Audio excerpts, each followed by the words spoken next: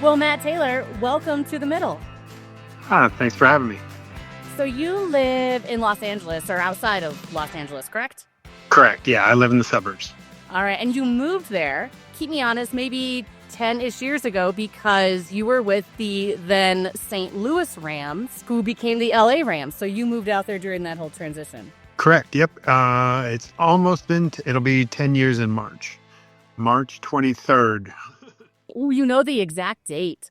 Before we talk about the big game, because I know we're going to talk a lot about the Super Bowl is 4 days away. You've been to them, so we want to really dig into that. But I wanted to ask, how did you get involved with the Rams? How did that all start? Yeah, it started back when I was about 14, 15 years old. I lived really kind of in the middle of nowhere in central Illinois. And I had been to training camps as a fan up in Wisconsin for years as a vacation. But then when the Rams moved to St. Louis, they held training camp about 30 to 45 minutes away from where I lived.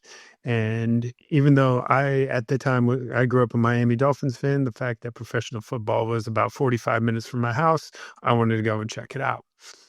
So went and after 2 years ago, and I noticed a lot of kids my age out there running around, shagging balls, doing things of that nature. And I was always wondered how come they got to do that. So I inquired with some people at the university, and they led me to some people with the Rams. So after some phone calls, some old school letters of recommendation and resumes that seem very foreign these days, sending things in the mail, that nature. They gave me the opportunity in 1998. I showed up to work my first training camp. I showed up my first day. I had no idea what I was doing. I just knew that I was going to work for the Rams for the next 5 weeks. And what did that look like? What did you do? The first thing that we did was unload everything kind of from St. Louis. Basically, when you're making your home in some location for the next 4 to 6 weeks, you bring a lot of things. So there's multiple semi trucks. There's a semi truck full of field equipment that'd be unloaded and assembled. Then basically a whole locker room and your inventory for the next 4 to 6 weeks, everything that anybody in the organization could possibly think of or need was on semi trucks. And then you unload and set up and try to create a home atmosphere in the comforts of a local small university. Was it kind of like a trial by fire, or did it feel that way that first time you That I mean, the first year I had no idea what I was doing. And so it was just kind of be seen and not heard. I realized I was the only one who wasn't there or who didn't get their opportunity through a friend or a contact or because they were somebody. So I just kind of really walked a fine line of, man, like I could be replaced or gotten rid of at a moment's notice, and they don't have to notify, apologize, or give any reason to anybody. So if I want to, be on these guys' level, I've got to work twice as hard to be on their level. And if I want to be better than them, or if I want to stand out, then I've got to work even twice as hard as that. So I just kind of always took that mentality or that approach to the work or everything. Whenever we had downtime or anything of that, I just kind of hung around the full-time staff just because I was like, well, I'm going to go sit in my dorm room and do nothing, or I can sit around here and I kind of became this giant sponge. I think I'm just kind of, I was the stray cat that showed up and never went away type of a thing. So how did that translate into a full-time position? After I did that through summers in high school and college, then after college, I was the seasoned intern basically for 2 years, which is pretty much a 9-month job out of the year. So that's when it was much more than training camp. That was the practice. That was everything, the full go. And after my second year, there happened to be an opening, and openings for these positions don't come around often. I mean, let alone in your organization that you've been with your whole life, but really across the NFL, you're maybe looking at maybe 3 openings every 5 years, if that. Oh, wow. If that. And it may be for a lower position, it may be for a higher position. It's, people kind of tend to get in and stay in type of a thing. So I got in full time. My first full time season, quote unquote, was 2006. Although they gave me organizational credit for vested with years of experience starting back from 98.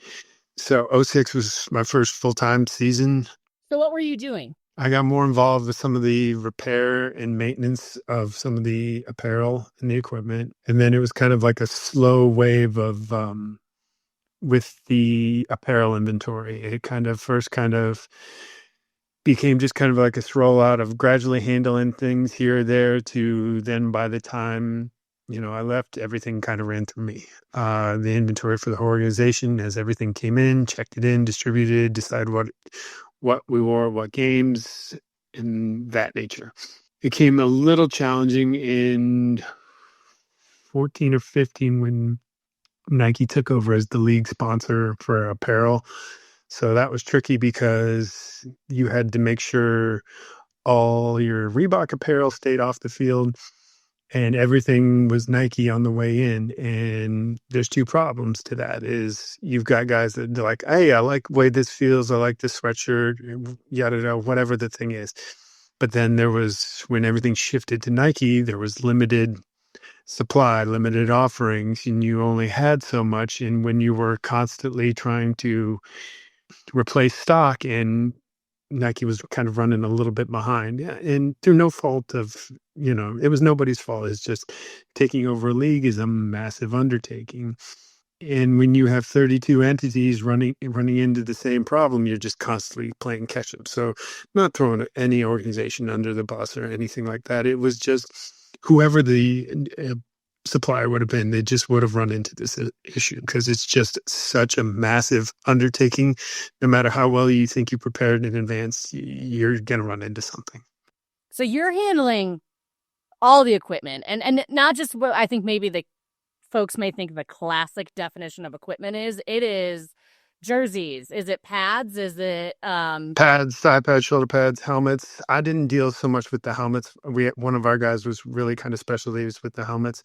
In the middle of the week, when it came time to change all the horns on the helmets, those horns aren't painted on. So each week you have to go around and look at those horns, any small cut, scratch, any little possible defect. And if there is, you peel that thing off, you wipe the helmet down, and then you have to put the new horn on. And the horns, it's a tricky process because it's not just boom, you have to slap a sticker on. You have to put it on. And from the way that the horn has to go around everything and the way that the sticker is, you have to put it on, pull back a little bit, heat up the sticker with a hair dryer to warm it up, put it out or roll it, bend it around, stop, peel back, blow dry the end, peel it around, cut around the snaps, cut off the tail. And then if the tail had any defects, then you had to peel the tail off at the end. But if most of the time the tails were okay. So you would have like a row of the tails that you'd cut off and leave up at the top that if you ever needed to replace the tail quickly, which those would usually come off in cold weather, that you could quickly change. I feel like I get stressed out when I get a new cell phone and I have to put the cover on like the protector. This sounds way more intense. The worst was, I think, in 2016. No, not 2016, 2017, when we switched to getting the white horn on the helmet fully. They had a fan vote for whether you wanted the white face mask or the navy face mask. And we pleaded for a variety of reasons, like, hey, we need the navy face mask too, so we can cut down on budget. So we don't have white face masks in stock. If you want white face masks, not only are we have to order double our stock, but we're going to burn through those white face masks because they're going to show everything. I get it. Kind of looks cool with the horn. And then also for time, when we go to our home games, we wore the yellow horn. See, the yellow horn has a navy face mask. So in addition to peeling off that yellow horn or peeling off the white horns to put yellow horns on, you got to switch off that white face mask to put a navy face mask on. And we pleaded, we're like, hey, for just budget and time constraints, can we please go with navy? And they're like, yeah, that's fine. We'll go with navy. We'll just put it up for the vote, but we'll rig it so that navy wins. Like, let me guess, navy did not win. No. So So if we were at a road game, we wore all white, white jersey, white pants. So we had the white horns on the helmets and white face masks. If we're at home, we were in royal blue jerseys with yellow horns on the face mask, with or yellow horns on the helmet with a navy face mask. So you'd have to peel off all those horns every week and change every face mask every week, in addition to the fact that you're wearing two entirely different sets of apparel between your, what we called it, the throwback colors, and then the white colors. And then if you had a color rush game, which was the all yellow, you were fortunate enough, if you were lucky enough on how the schedule fell, that you would either get your color rush either behind a throwback game or in front of a throwback game. So that way, because the color rush was the navy face mask, yellow horn, all yellow jersey. So if you were lucky, you either front loaded the work or it was easier on the back end. The only problem with a color rush game is usually they were on a Thursday, so you played on Sunday, and you've got 3 days to turn everything around. When they announced that we were all white, there was a collective, loud volume of expletives coming from our area. Well, speaking of things that look cool, the Super Bowl usually comes off pretty cool. You were with the team, so the Rams, just for folks that don't know, went to the Super Bowl in 2019 and 2022. I was there for the 19. How far in advance does Super Bowl preparation start? You have it in the back of your mind. You kind of get a little bit of things ready, some small little things ready when the playoffs start, but you don't want to put the cart too far in front of the horse. When we went in 19, we were fortunate enough to have a bye, so we didn't have to play 2 games before we got to the NFC Championship. We only had to play 1. So we during that bye week, we kind of did a little bit of just small little things, nothing major, in case we got there, because we knew once if we did, it was going to be just all hands on deck, looking like the Mad Max truck just for 2 weeks till the game, which was, no matter how well you're prepared. And how well you're prepared, it's just 2 weeks of just insanity. And then it starts to get a little bit more real, in a sense, the week of the NFC Championship game. Now, we were fortunate enough of how that's when they reach out to the 4 organizations, and they were saying, hey, what jersey combination are you going to wear for the game? The home team picks their jersey combination first. So whoever's the home team of the Super Bowl location, and this is how they did it then. I can't confirm or deny how they do it now, but this is all how they did everything then. The home team picked first, and the NFC was the home team that year. We decided to wear our royal jersey. As soon as all the Super Bowl patches showed up, all the jerseys, all the sideline apparel, everything could go to the cleaners to get the patches sewn on, patches pressed on. Everything was just sitting there ready to go. So you kind of are doing those things a little bit the end of the championship game weekend. And by this time of the year, everybody's, it's a fine line of routine and superstition. Everybody's like, we've done this the same way all year, and we've gotten to be this far. We've had this much luck. We're not changing. And, I was going to ask, did you have a superstition? I was very routine on a lot of things. I'm a creature of habit. That's the former baseball player in me with a lot of things. And then just being around athletes, then even for another 20, 15 to 20 years after my playing days were done, that, when you're around people that are still doing the same things that you did your whole life, you just still kind of, I had pregame rituals with certain people and all sorts of things like that. And yeah. How much redundancy do you build in? Like, do you guys really try to treat it as just another game? Or is the weight of it kind of there too? A little bit of both, but you try and treat everything like it's the same, because you're trying to keep your routine, because for a variety of reasons, you don't want to distract yourself. There's a lot of outside pressure of the scope, but really once you get to the location, it kind of just becomes outside noise, or how everything is structured, it's I don't want to say it's never easy to keep out outside noise, but it becomes easier when you're able to follow your routine because your day from the time you wake up to the time you go to bed is scripted. So when you're able to follow that routine, it makes things easier. But yes, in the back of your mind, you know that margin for error, which is already fingernail thin, is even thinner before just because of not so much the magnitude of what's at stake, but you just know so many more eyes are on you than ever before. What does that week look like before the game? So you're the championship round is done. You know you're going.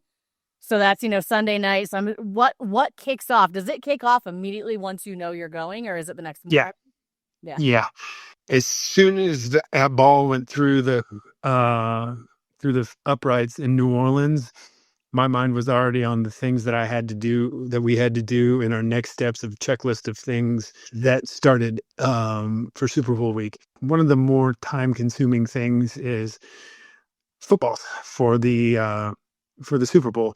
See, for every week, each team brings two bags full of what they call passing balls, which are only used when the offense is out on the field. And you have 24 footballs in two different bags. Usually have bag one, which is your 12 best, and you only get into your backup if it's a rain game, whatever the circumstances may be.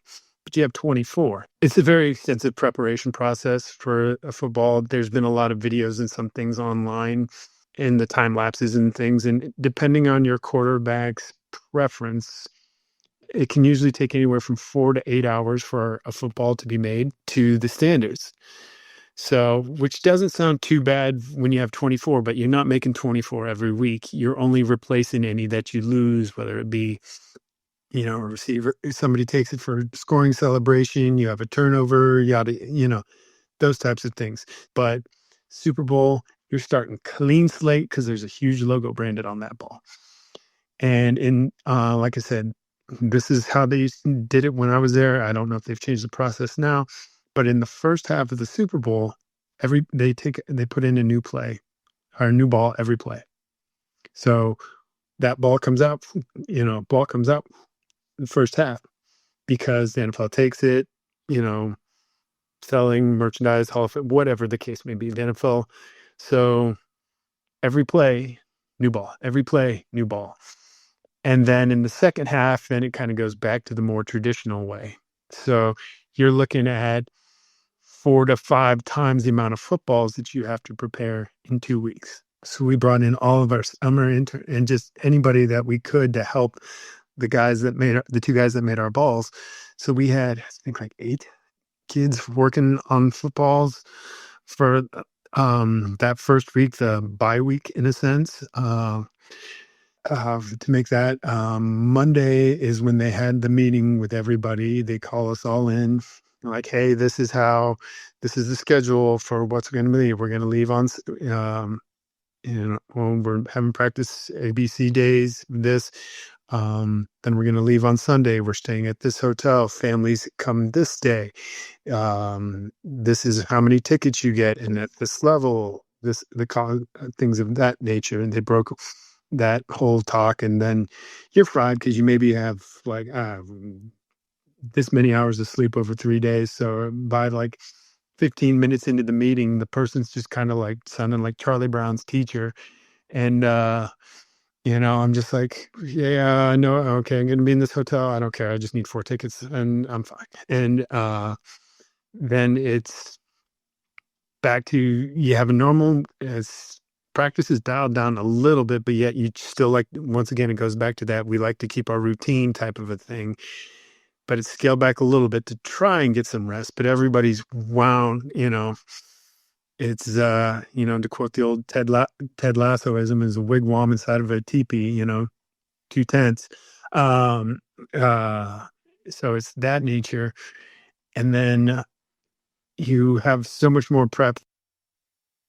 We made everybody, all 53 guys, an extra game bag because the halftime show is much longer than they're used to.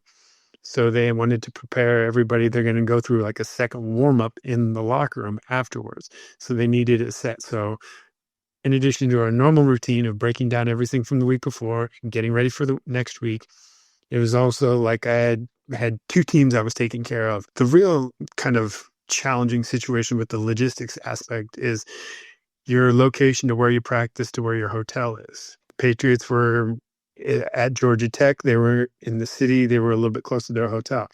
We were fortunate enough to practice at the Falcons facility. Unfortunately, that was about a 45-minute ride to an hour ride out from our hotel. So you're busting back and forth on Tuesday through Friday for that. Tuesday, they just had like a light lift. Before we left, we had ordered these like travel suits for everybody, coaches, players, staff, basically everybody who was flying on that plane. That when we got off, because there's going to be cameras and everything there anyway, we ordered these really cool Jordan throwback travel suits, Nike ones. They're nice, royal blue, black on the side, zip up, had a huge Super Bowl logo here, huge helmet there, and the big Jordan logo there. Well, anyway, it was supposed to come Thursday. Supposed to come Thursday night. We can get it Friday. Get a shipment delay Friday that it's coming on Saturday. We get it Saturday morning, but we only got a third of it. It somehow got split off onto two planes. We find that the rest of it is landing at like 8 o'clock, and they're putting it on a courier, and just that guy's driving. It was like an hour and a half from the airport to where we were. It was like almost 10 o'clock and the guy still hadn't got there. Like, do we go home, try and get here early in the morning, do everything? And I was like, screw it. I'm up, I'm not going to go home and go to sleep anyway. So we stayed. I just remember the van pulling in the back, and just like, I don't even think the van stopped. It just like throws these boxes out and is gone. So we stay and we finish out the order, making everybody's suits and everything. Cause I was like, everybody's gone right now. And at 4 o'clock, 4:30, the first person's going to start trickling in. When the first players walked in, I remember I was in the locker room, and I just hear everybody's like, oh man, and just everybody was so excited. And we got off the plane, and I just remember everybody in the media making a big deal of our travel suits. And like the big popular picture was Wade Phillips, oof, uh, coach in the 70s and pretty country guy. And here he is in this Jordan tracksuit, and he had a cowboy hat on. But no, that's something that always stuck with me. The kind of, we kind of moved a lot and dealt with a lot and made a lot of sacrifices to make something happen. And it was worth it because you just heard everybody's reactions, how excited and it sounds silly, just a piece of clothing that, granted, it was probably $200, $250 suit, but especially to these guys that have millions of dollars, but just to see their excitement over that. And they didn't know it was coming. They didn't have any. That was just something we ordered on our own for them. That was pretty cool. I'm sure it just hypes up, that it's one more lever of that. We are going to the Super Bowl. This is not a normal game. This is just one extra thing that demonstrates that. 100%. 100%. Yeah, so media day was cool. I remember I've got a bunch of pictures of it. I just remember walking around, just kind of soaking it all in, seeing the player booths there, just seeing all the people that are there from everywhere. It was just impressive. Wednesday, you kind of start to settle. Tuesday, Monday through Wednesday, it all just kind of seemed like really it was all one giant week. I don't remember sleeping much that week. I was going to ask you, how much sleep did you get, Matt? 10 hours for the week. 10, 12. I don't know if that may be unlucky.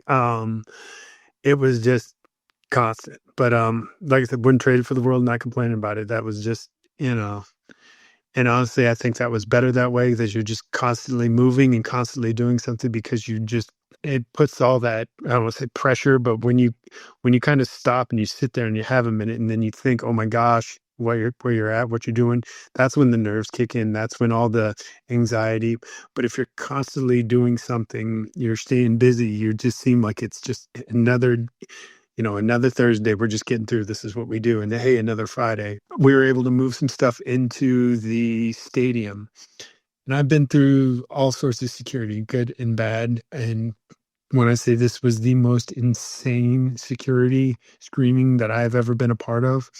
And I don't say this in a bad way. It was like super impressive. Like they're taking out our truck and they put it in this machine that I'd never seen before. And there is armed people security. Like, I mean, you would have thought that we had Fort Knox there. So all of our stuff came from the Falcons facility and we're loading it in before it was Saturday. We're loading it in before team picture day on Saturday. And I remember this cool machine. Me and Bosco to take a picture of it. And this guy and two guys from the security come over and walk over and they're like, "We're going to need you to delete that picture right now." And I was like, "No problem."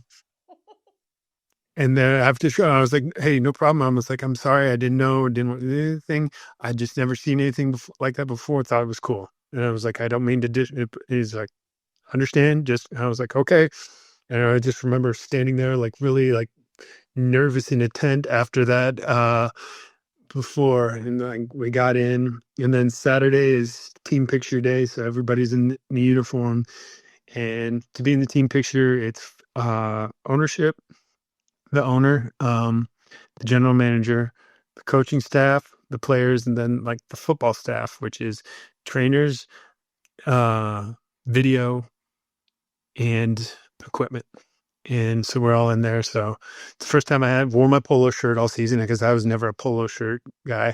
I was like the long sleeve dry fit, but we still had our khakis on. I've got some cool pictures with me and Jared Goff and Aaron Donald and some other players that I was close with. And then all that stuff that they wore for the team picture was basically their backup. So that extra set. So then we have to wash and get everything turned around back, because in case they wanted to come in, since that long delay, and just put on a new uniform or anything, we just had everything ready. So we had to process that so it was ready for Sunday at the halftime.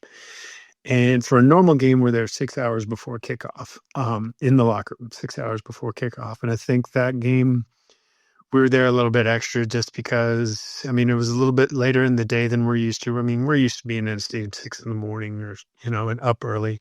And we're like, well, we're up, and what are we going to do? Fester around this, hotel room. So let's just get there, finish up some things, and just be ready with around our stuff. And we were finishing up everything from the the team photo, and then right as everybody came in, I would always stand with the coaches and direct them to where, especially in a new stadium, you don't know where. And we were in the Falcons locker room, which was huge and awesome. You kind of know which people are going to ask for what, or based on where you're at, and just constant dealings with people, So sometimes you can get in front of those things. Sometimes people just like that routine of always coming to you, asking for this or that. So it was business as usual, but it was a little bit more quiet, and I'd say a tended focus, I guess, in a sense. It wasn't relaxed or carefree, but yet it wasn't like too tense and everybody's walking on eggshells. And I just remember that just going so fast. And then I always went out with the quarterbacks, running backs, and wide receivers, and that they'd worked out beforehand. And I snapped the quarterbacks where they'd run practice routes and everything, because I knew all the snap counts, so they could run everything on a full snap and they could snap it on time. So we went through that. Then I remember coming back in, and then I got dressed for the game and everything. And I remember walking out to the field like one time, and that's when like CBS or somebody, Phil Simms and their other guy, was like walking through the hallways, and they were filming them while they were talking. And they're like, "Hey, going on filming." So I had to like stand off to the side. Well, they're like walking by filming, and I'm just standing off to the side waiting to go back on the field. So everybody sees me on TV just like leaning up against the wall. And they're like, "Dude, are you working, or are you just leaning or making sure that wall's?" And they're like, and it happened to be like the first 15 minutes of the broadcast too. So everybody's just on my case. I can usually tell when I would be on TV for something, because I get a lot of buzzes in. I'm like, all right. I'm like, okay, what did I get on TV for there? Do you have your phone with you, or do you keep it in the locker room? Have it on in case. We would have radios on our systems. Okay. that we would wear. But sometimes radios would go down, or sometimes if somebody's in the locker room and they need something, so we had communicate in case we had to get separated for anything or any reason, we could communicate with each other. I mean, it was on no sound and anything like that. So it wasn't like that, but it was more for emergency communication purposes. That's all. I mean, I remember, I think it was John Elway and the story of where he tried to call his wife from the sidelines and he actually got through. Back when cell phones were not a thing, dear listeners. And it was. Yeah. The old school phones on the sidelines. I remember they still have the carts there. Those big Motorola carts there right behind each benches that they can call the coaches up in the booth. But no, we would have them for emergency purposes, like something, God forbid there was a player emergency and we had somebody went off with them in an ambulance. That way you can still communicate. You mentioned security, and I wanted to ask, does that add an extra layer? Because keep me honest, the Super Bowl that you went to was the one right after the Brady jersey disappearing scandal. Each jersey got stolen. Yes. So, I mean, each stadium security, it kind of depends on where. There's some stadiums where it's like you have to show your armband and you walk in, you show your credential, you get an armband, then they want your credential on your waist, and wherever each area you walk every 15 feet, you got to show me. Then there's some stadiums I've walked into and not had to even show my credential before and just walked straight into the locker room. There was a little bit more heightened. I mean, it was that way just because it's the Super Bowl, but the more security aspect was more in the team and kind of the communication amongst each other.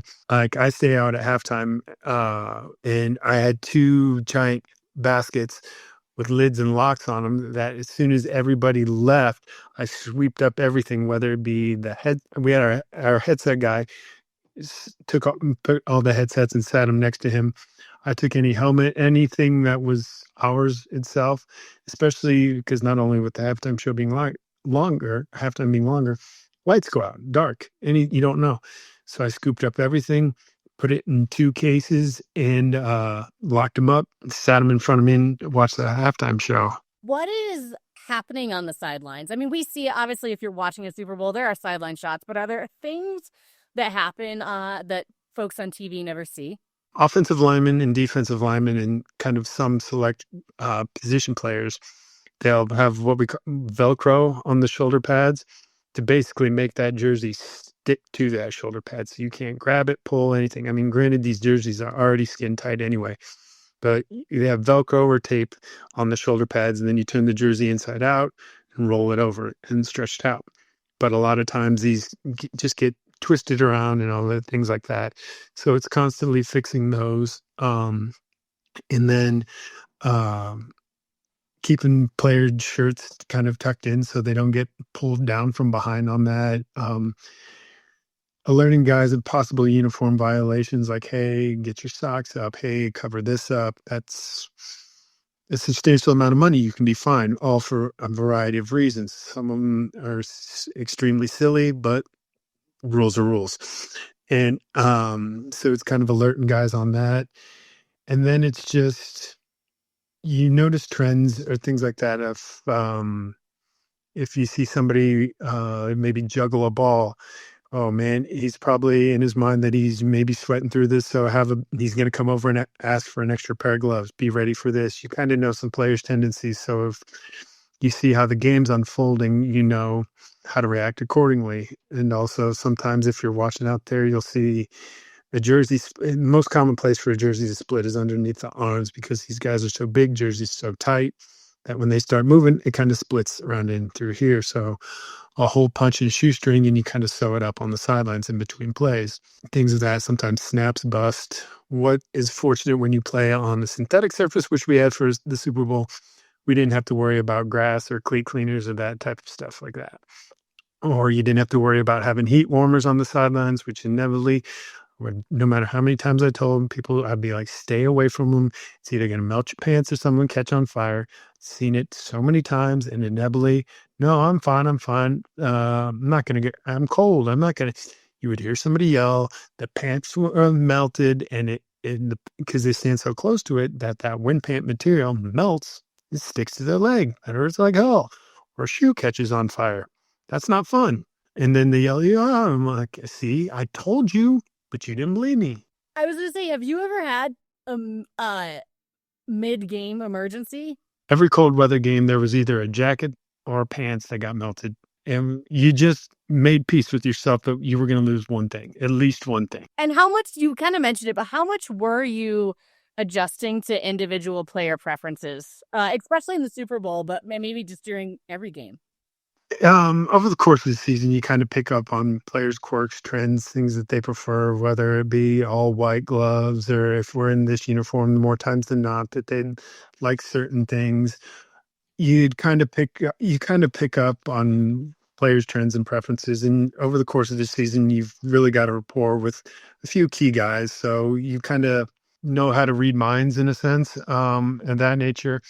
Or sometimes you just like, well, I know this guy can be indecisive, so I'm just going to give him all the options and make him feel, important. Like, oh, I got all these to pick from, that type of thing. So I mean, you practically live you are with these people more than your own family, so they become family, and you know your tendencies, you know what they like, you know what they're gonna want, or know what they're gonna ask for, so you can have it on hand, on site, and ready for it. I remember Aaron Donald asked for like nothing. He was one of the Me and him had a great relationship, although we'd talk smack to each other back and forth so much that and wrestle around that people thought like some of the rookies are in thought like they thought that we legitimately hated each other.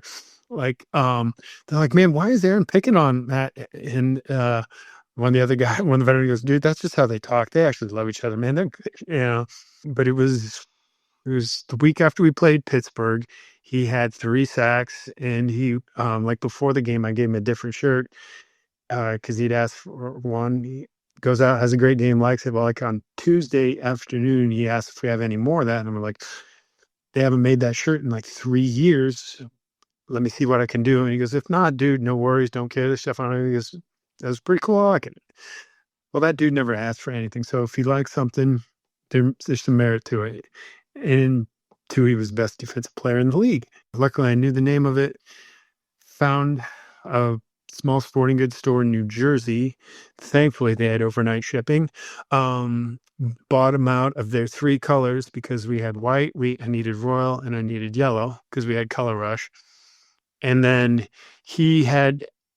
they'd always have a Nike swoosh on the side. Well, during that time, you couldn't show branding logos on anything underneath, or it's a fine. And because these shirts were also long sleeve and he wore half sleeves underneath, so I took these long sleeve shirts, took one of his backup half sleeves, had it altered into a half sleeve shirt, and to get it around the logo, ordered those Tuesday night. They shipped Wednesday morning. I did overnight shipping. I got them late Thursday, got a hold of our cleaner Friday morning, asked him to, I was like, hey, I need this altered into this. Here are the specs. Need it back ASAP. He got it back to me late Friday night. Saturday morning, I'm standing in the locker room. I was like, hey, AD, I need you to try this on because if I have to make any adjustments, I can get them made today. And he's like, dude, I thought you said they don't make these anymore. I was like, yeah, well, I found them. And then got it and fit perfectly. So you just kind of pick up on people's preferences and tendencies, and sometimes it's a weird quirk of knowing the obscure name Nike made of a shirt a couple of years ago, you know? That is crazy. That sounds so crazy that you found it. I knew I would find it somewhere, whether if I had to go to eBay or something like that, whatever. But I was fortunate enough, like my third or fourth search, that I found some obscure sporting goods. It was a mom and pop sporting goods store in like New Jersey. It was somewhere out east. I want to say it's New Jersey. And I could only imagine their shock value when they opened up on Wednesday morning and they saw that substantial order, not only size, but overnight shipping. They were like, what? Do you watch, when you're on the sidelines of the Super Bowl, are you watching the game? Is it hard to watch the game? You're watching the game, but you're kind of so focused in on some players and some things like that. You're watching, but you're always watching and preparing for something to go wrong. I guess in a sense, I don't want that to come across as negative, but you always have a heightened focus during games just because you're ready if something breaks or goes wrong, whether it be headsets, chin strap, whatever. As soon as it goes wrong, it needs to be fixed. So, and the urgency is high, which is always the case. But at this, it's even heightened. So you're just sitting on the edge the whole time, just looking, not waiting for things to go wrong, but just looking and being prepared so that whenever something does happen, you can act. And even if, you know, I was we kind of split up into areas. So we all had our headsets on. So if you could see something that, like, hey, something's wrong with the helmet, I could buzz our helmet guy, who was usually about 30 yards down the field. He could be at that trunk, grab what we needed, and be down here beforehand. So we all just kind of, like I said, we spread out and would communicate through headsets. Once the game ends, what's the first thing you have to take care of? Usually, I make sure all of our headsets are with our radio guy.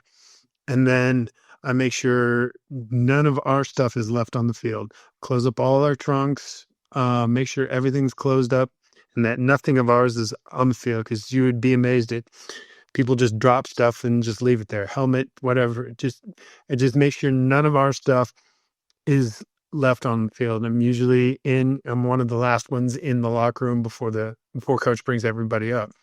And then it's right into the coaches' locker rooms to take care of all their stuff, getting all that laundry and everything sorted, packed up, getting things packed up.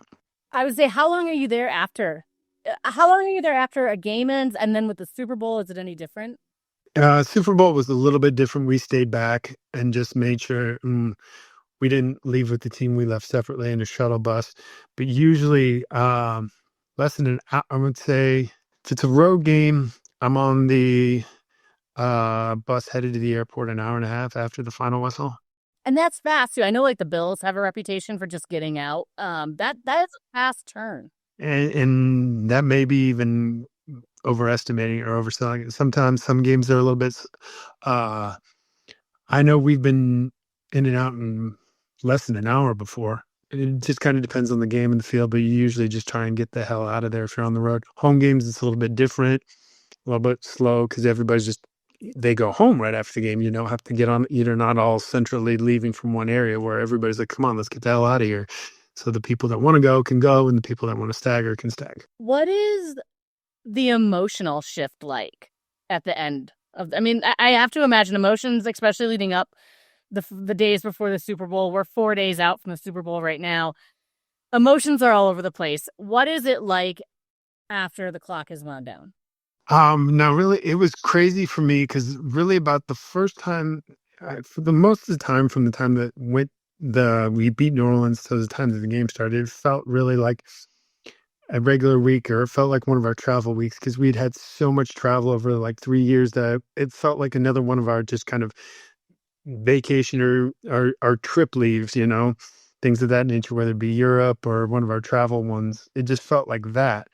Like the week before, when I was packing up all of our sideline apparel for like the week, and as I'm making sure everybody's got all the things that they needed and checking off the list and putting it in the trunk, I came across like my stuff, and I still have this picture of this today. I've got all of my sideline apparel, and it's got the patch on the side, and I just like looked at my stuff, and it had my name branded there in the back, and then a Super Bowl patch, and I just that's when for the first time I realized is like, I'm going to the Super Bowl, and just that kind of hit me. And then for like a brief second, and then it was like, and then it was just, like I said, that Mad Max, all hands on deck, just pedal to the metal for 2 weeks of insanity. And then right at the national anthem, it goes to start. That was like the first time I really, in a sense, slowed down since we beat New Orleans. For like a half second, I paused and went through my normal routine, and I like paused, and then I got a buzz, and I looked down at my watch, and I'm getting some heartfelt messages from like my wife and everything like that. And I just that's when I just like realized where I was, and like my full circle moment from starting back in the middle. Here's this kid from a small town in the middle of Illinois of like 2,500 people. I was been all over the world, and now all of a sudden gets to go to the Super Bowl, and my family's there, and just everything, like this whole like full circle moment. And I just remember I started to cry, and then I blacked out. I don't remember if the lights went out for the national anthem. I can't tell you who sung the national anthem. I don't remember. I just remember reading the messages, realizing kind of where I was. I'd finally stopped. I don't know if it was realizing a combination of exhaustion, finally stopping, realizing where I was, kind of this perfect storm. And then I just, like I said, blacked out. And then when it like finished and kind of the lights come on, I just remember like in a sense snapping back in and like drying off, and it became business as usual. That's like when I see ever since then, when they always show people crying at the national anthem and they're like, oh, for whatever reason that they give. And I go, what it probably is, they've been running like crazy for 2 weeks. They just finally stopped or slowed down or anything like this. This is their first moment that they have stopped. And so they're tired. And then all of a sudden you have that combination of being tired and realizing where you are. It just kind of overcomes you. And that's why I did. I can't just, explain why everybody else does, but that's why I did.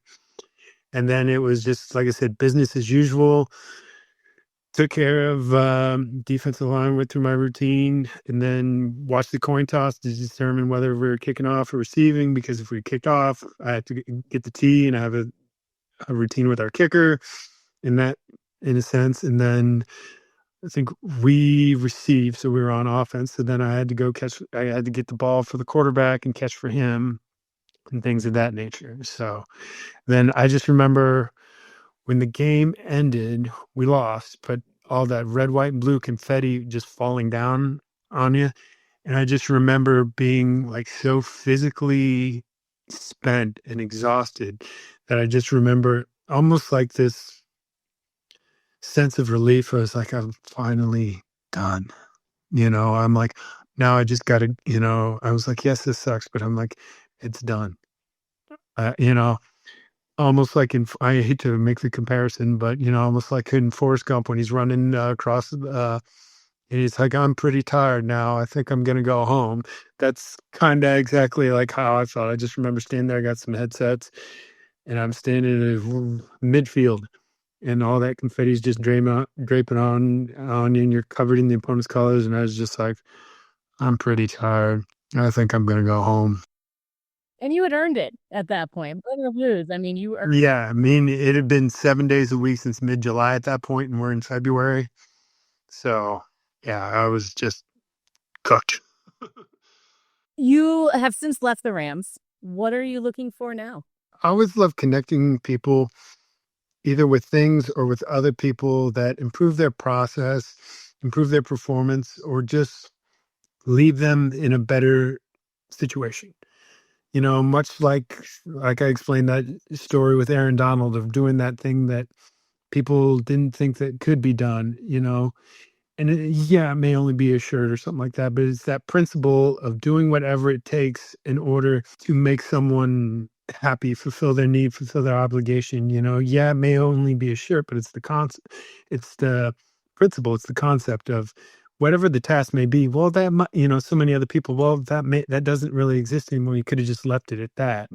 But it's that resolve to like, no, there's got to be something I can do to fix this. There's got to be something I can do to remedy. I hate to say this, I don't take no for an answer very well, or that, that doesn't come across as great. But it's that, we can't do that. That phrase is never set well for me because that just, that's kind of indicates, well, did you try? Did we try? I sat inside, that sports world for so long that, 70 to 90-hour work weeks were the norm.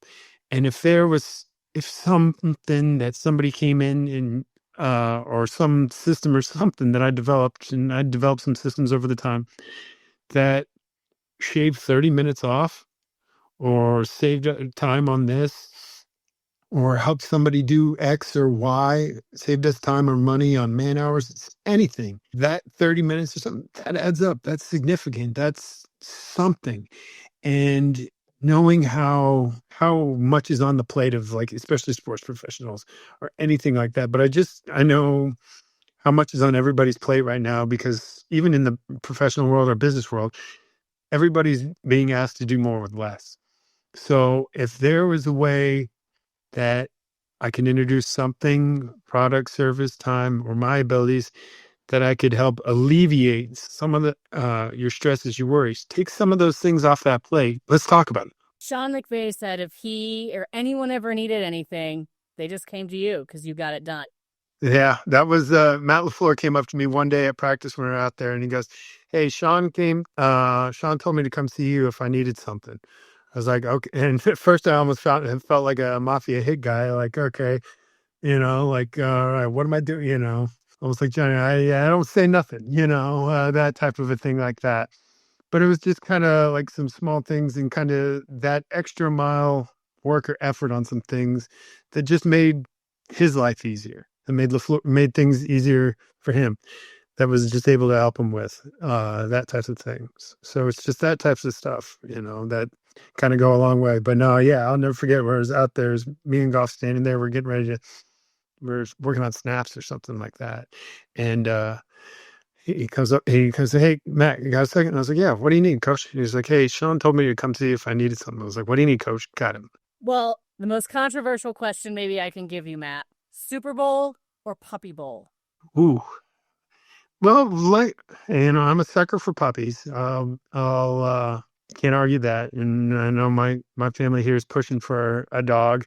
So I know that's only a matter of time before that happens, but really, this is one of those things where we find the alternate way. I say the 2 TVs, 1 Super Bowl, 1 Puppy Bowl. So that way you got your bases covered. It's finding that alternate path to get the best of both worlds. So the 2 TVs for both. Well, Puppy Bowl is all adoptable shelter dogs. So if your family sees one, I'm just saying. Yeah, I know it's only a matter of time. So, yeah.